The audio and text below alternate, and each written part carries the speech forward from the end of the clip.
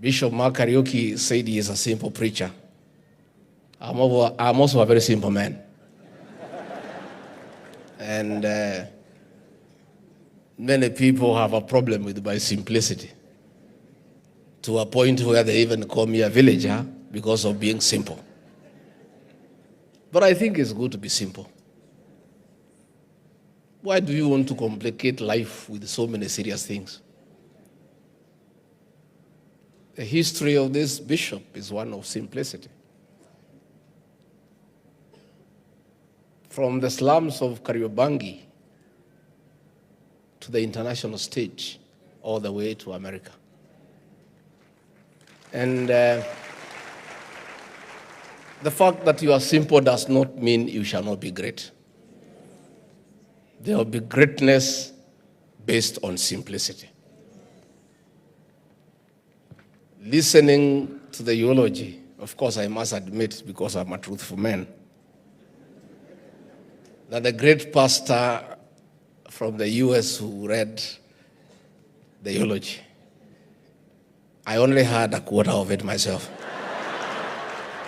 And I'm sure we are many. But most of you are not truthful enough to admit. You know, I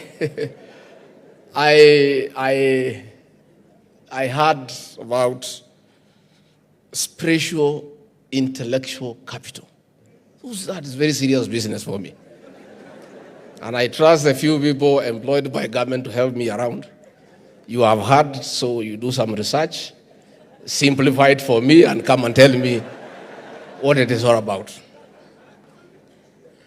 Bishop Mark Karaoke quoted from the scriptures that you shall know the truth, and the truth shall set you free. We have heard and we have followed the leadership of this great general lying here. This man liked the truth. And truth is very enriching. Most Kenyans don't like the truth. Most Kenyans are dishonest. And many Kenyans have a problem with the truth. But since it is in the Bible, we shall continue telling them the truth, even if they don't like it. In my local language, they say, "Makonyora edoro." The quinine for malaria is very bitter. But it's the only quinine that cures what? Malaria, bitter as it is. So we must continue to being truthful. And that is why I want to salute the courage of Magua, the brother to the deceased, for standing here to say that he has been an alcoholic, and because his brother is gone, he wants to honor him by quitting alcohol. That is courage. That is courage. And the beginning of dealing with a problem is accepting that there is one. Once you acknowledge you have a problem, 50% of that problem is sorted. And then you deal with it. And that's where we are as a country. And I want to ask our leaders, let us not run away from reality. Let us not bury our heads in the sand. Let us accept that we have challenges as a nation.